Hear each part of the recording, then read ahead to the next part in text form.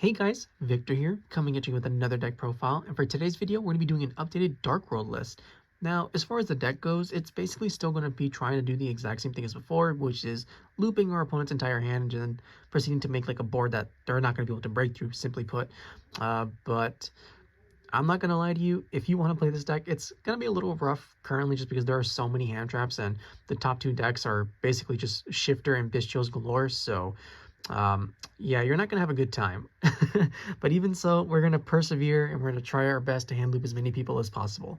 So with that in mind, let's jump straight into it. As always, we're going to be starting off with the monster lineup first, and we're of course going to be playing 3 Genta Gateman of Dark World. This card, it's like far and away the best starter in the entire deck, and there's no reason to ever play less than 3 just because of the consistency that it offers you, right? You discard it, you search out the Gates of Dark World, and just like that, you have a Fiend monster in your graveyard as well as making Gates of the Dark World, get the Gates of Dark World live. So you get a free draw from Gates, you get a free discard from Gates, you get to banish this, which in turn triggers this other effect where if it's banished and you have a face-up Dark World card, you can special summon it, so you have a free level 4 body. Yeah, this card is just bonkers. And as if that wasn't enough, its discard effect to search out Gates is not once per turn, so I guess technically you could like very easily just loop the single copy, but I don't know, man. Like, I feel like this is the type of card that you just always want to see in your hand no matter what, because it really is that damn good. But yeah, 3 Genta, Gateman of Dark World, must have in my opinion. Then to go with our 3 Gentas, we're playing 3 Snoww, Unlight of Dark World. You discard it, you search any Dark World card. Really straightforward, really simple. And then for the final 3 of Dark World monster, we're playing 3 Reign-beaux, Overking of Dark World. So when this card is discarded, this is basically just going to be able to search out any of your level 5 or higher Dark World monsters, which means that you're going to search out either your Sillva or your original Grafa with this. And as for its other effect, it's really solid because it's basically just like Grafa, where you're able to bounce back your face-up Dark World monsters to your hand, so in order to special summon this. That basically means that you're able to replenish your resources to give yourself more fodder to discard while also still maintaining like the same amount of bodies. The only downside is that it's only for level 7 or lower monsters, so if you have like the OG Graph on the field or whatever, you can't bounce that back to summon this. But for the most part, that's perfectly fine. And then speaking of OG Grafa, we're only playing 2 Grafa Dragonlord of Dark World. It's fine, you know, its discard effect is it gets to pop a card on the field, but the main value from Grafa comes from being able to recycle back your resources back to your hand, as much like Reign-beaux, as I stated earlier, it's able to bounce back Dark World monsters from your field back to your hand and then allow you to like discard them or use them for other things. So, you know, they're just really good cards, but you will run into the risk of just breaking on them. Much like with Lightsworns, right? You're eventually going to open up a hand of like double Felice, triple Wolf, and the equivalent for that deck would be opening up triple Reign-beaux, double Grafa. Like, it's not impossible, and it really sucks when it happens, and it happens more often than you might think. That's just the nature of the deck, right? It will brick at some point. That's just how Dark World runs, unfortunately. Or fortunately if you're playing against it. But yeah, these ratios perfectly fine. And then for the other 2 of Dark World monster we're playing, 2 Sillva, Warlord of Dark World. This is quite literally just here so that we can hand loop our opponent, as well as providing ourselves with like a free body that we can constantly recycle through the uses of our Grafa and our Reign-beaux. But yeah, this is the card that the generic combo basically runs through, and what you pair the Sillva with is your 1 of Ceruli, Guru of Dark World. You don't need more than 1 of this, it's perfectly fine at this number, and even if it gets hit by something like a Bestial, for example, that's perfectly fine because we have other methods of getting rid of Sillvas in our hands. So yeah. With this, I feel like it's pretty standard for the most part when it comes to Dark World lists. Sometimes you'll see like a Brow, but I really don't feel like it's needed all that often. I think this is like the gold standard for what like a Dark World core should look like. And then for cards that complement the Dark World core, we're going to be starting with the Danger monsters. We're playing 2 Danger Nessie, 2 Danger Jackalopes, and 2 Danger Tsuchinokos. With the inclusion of 2 Tsuchinoko and 2 Jackalope, I don't feel like you need 2 Nessie all that much. Or I mean, I don't feel like you need 3 Nessies, so 2 is like a perfect balance between each of them. And then this allows you to, I guess, technically get like a little bit more variety, right? Where you'd constantly find yourself in a situation where you'd have multiple Nessies, and don't say you didn't, because you definitely did. And so you'd be forced to like discard them, and then you wouldn't get their effects, or you'd lose all their, you'd have to basically force yourself to use all their effects all at once, which is something that you never really want with the Dangers. You want them to be as flexible as possible for as long as possible. And with each of these being at 2, we can basically do that now. And especially in the case of like Jackalope and Tsuchinoko, where they're basically going to be guaranteed to have you to give you like a body on the field that you can use for like link material and stuff like that, which is going to be greatly appreciated. And then for the one of dangers, we're playing the one Bigfoot because it's a level 8 that can pop cards, and the one danger Mothman, where we typically don't want to summon this card. We'd much rather it be discarded, as it allows us to draw a card and then discard a card, so it'll trigger all our Dark World cards, almost guaranteed. Then that's it for the danger package, and then we are still playing a couple other monsters, being the 2 Gen and the 1 Ken. The ignorance that these cards offer you is just unmatched, and it's the main reason why we can afford to just play one Ceruli, as if this card hits the field, and by this card I mean Gen, you're going to summon Ken to their field. Ken will then let you draw 2 and then discard a card, and then because it's treated as their monster, you get like all your additional Dark World effects as well, in addition to like the draw 2. So yeah, if this combo resolves, you basically just won the game right then and there. Like, it really is that ignorant. And with that, that's the monster lineup, and now we can finally move on to the spell and trap portion. Now, when it comes to the spells and traps, I basically just wanted it to be all draw power, and as a result, we're going to be playing 3 the Gates of Dark World. I don't care what you tell me, I am always going to be playing 3 Gates in my Dark World deck. You can play 2, I guess, if you play Zephyros, but even then, I still feel like that's wrong, just because the amount of consistency that this card offers you and the value that it gives you off of your 3 Gentas is just unmatched. So, yeah, 3 Gates, gotta play it. Don't tell me I'm wrong, because I'm not. Then we're playing 3 Allure of Darkness. You play a million dark monsters, and you're going to be okay with banishing a couple of them every now and then. So a free draw 2, banish 1 isn't going to be like the end of the world or anything. And, you know, this deck is typically going to be going through basically every single card for the most part. So you want cards like these that just say draw 2, and then the banish really doesn't matter. And then speaking of draw cards, we're also going to be playing the 3 Upstart Goblins. The 1000 life point gain that your opponent has is negligible because you're going to be putting out like 12k damage on your follow-up anyways, and they're typically not going to have a hand. So yeah, playing a 37 card deck is always going to be appreciated.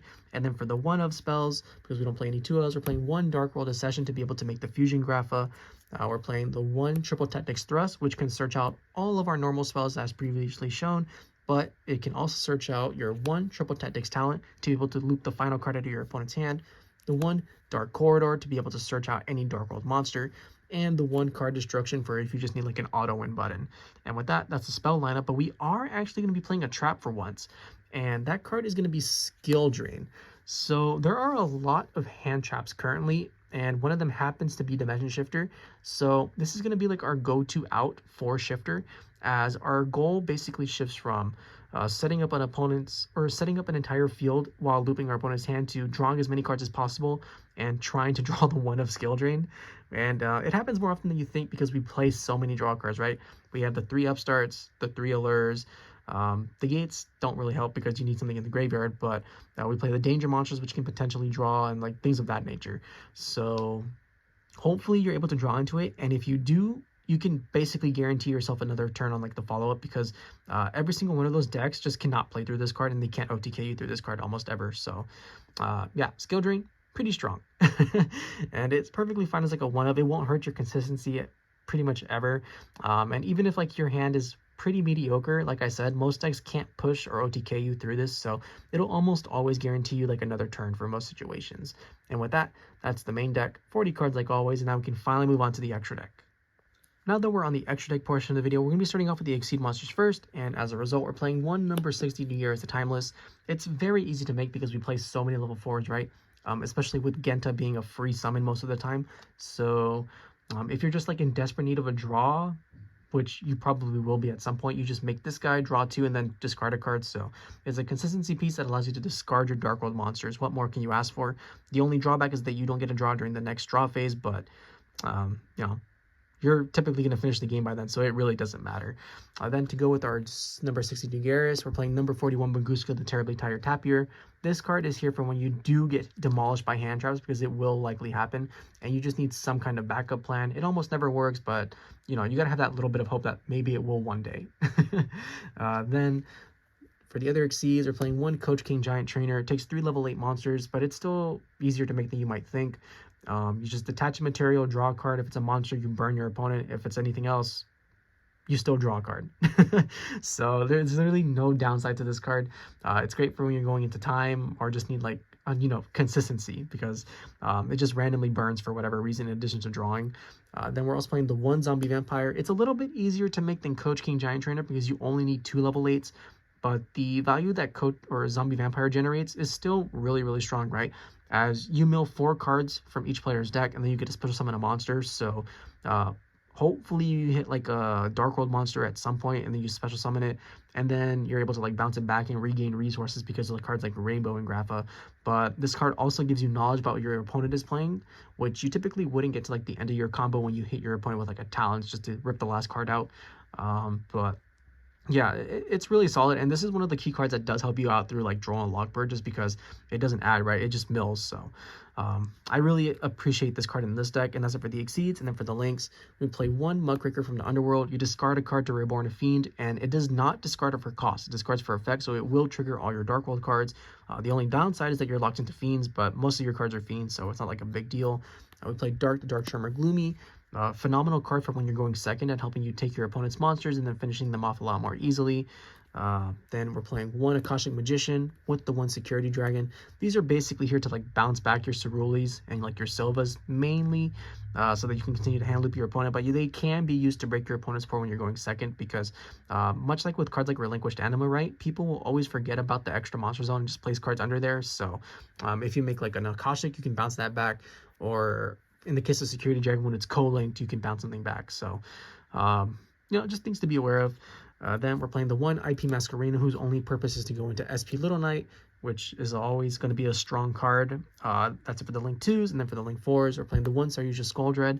So this deck can swarm the field with monsters incredibly easily, and there are times you just need something to just get rid of them and like boost your consistency, and this card basically does all that, right? So you're able to clean up your field to make Saryuja. Saryuja will then typically activate its effect to draw 4 cards and then take 3 of your bricks and stack them on the bottom. And as if that wasn't already good enough, its other effect, to be able to special summon a monster from your hand, does go a long way, right? Say you've already used your normal summon, but it wasn't on Gen, you can special summon the Gen, and then Gen's effect will be able to activate to summon Ken, and then you draw 2, discard a card, and then just like demolish your opponent's hand, or just gain an insurmountable amount of resources that your opponent just cannot come back from. And then you can also do the same with like your Dark World monsters, right? If you have like a Sillva or just anything else really, you special summon it, and then you bounce them back with your Grafa and Reign-beaux, and then the amount of advantage that this card generates is just unmatched, and I love it in this deck. Then for the only other level 4 link, playing Nightmare Griffin, you're basically never going to use its effect to set a card, because we don't play any normal traps, we just play normal spells, and you won't be able to use them. I'm pretty sure you have to like wait a turn with this card, which you do, because it says, but it cannot be activated this turn. So that effect honestly doesn't matter, and then we're not discarding because it discards for cost. The main thing is like this is like another pseudo floodgate where your opponent's special summon monsters have to be like co-linked in order to activate. So you can make it, but in most situations I never find myself doing it. I just honestly, I really don't enjoy this card in this deck. I feel like it's just like a win more that you don't need in most situations. Then for the final link, we're playing 1 Underworld Goddess of the Closed World, because sometimes you will run into a matchup where your opponent has like some kind of boss monster or whatever, and you just cannot out it. So you just slap this bad boy down and you break their board. Then for the fusions, because that's it with the links, we're playing 2 Grafa Dragon Overlord of Dark World. This card is typically made during like the end of your combos after you've added like Accession to your hand by drawing it or searching it, and it's not really a real negate, it's a pseudo negate, because it changes the card's effects, and it only does that to normal spells, normal traps, and monster effects. So it's not like it's fantastic or anything, but it does have its uses, right? So if your opponent tries to like Nibiru you, for example, you just go activate Grafa, change Nibiru's effect to your opponent discards a card, and it's solid. And with that, that's the Dark World deck. I hope you guys enjoyed it. If you did, please feel free to like, comment, subscribe. And if you didn't, let me know down below, please. I'm sure you will. And with that, I'll catch you guys next time. All right. See ya.